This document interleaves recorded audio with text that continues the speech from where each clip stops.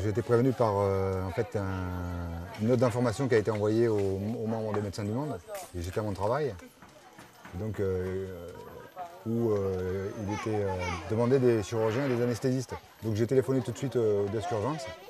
Et en fait, vendredi à 2 h, je ne savais pas que j'avais pas l'idée de partir. Et en fait, à 2 h 30, j'étais fixé et j'avais un avion le surlendemain, quoi. Donc je suis parti. J'ai réglé mes problèmes avec l'hôpital de manière assez expéditive. J'ai pris mes congés annuels en fait. Et je suis parti dimanche.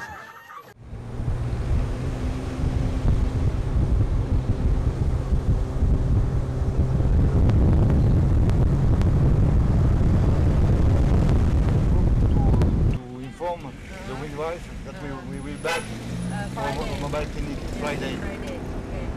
And Friday, 6-7 days after, another mobile clinic. So we have to plan with the midwife.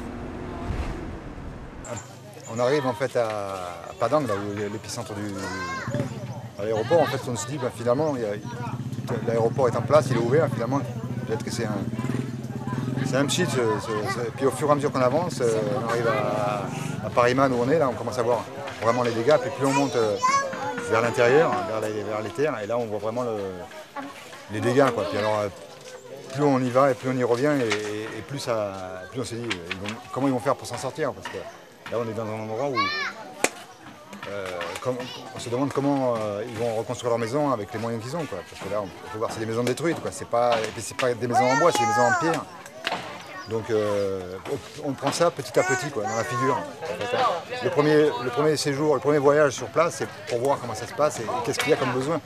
Et après on revient, une fois qu'on a décidé dans l'endroit où on va travailler, on y revient et là c'est un peu plus difficile parce qu'en fait on voit, on se dit c'est vraiment ça, quoi. C'est-à-dire que les gens ils vont mettre des années avant de revenir à une situation antérieure.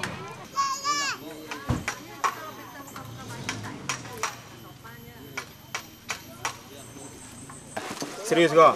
Serius lah. Ah. Les cliniques mobiles, c'est pour aller dans les endroits où il peut y avoir des postes de santé qui ont été touchés par la tremblement de terre, avec des infirmiers.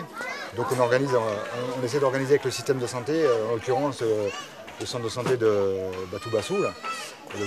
On a vu avec le médecin-chef quels étaient selon lui, les besoins à couvrir dans cette région-là.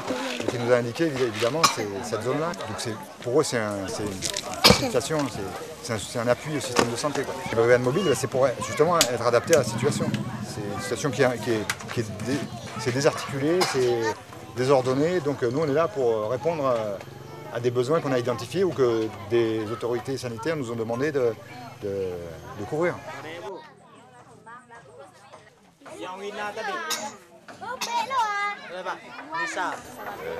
Des pathologies vraies, nouvelles, il n'y en a pas là.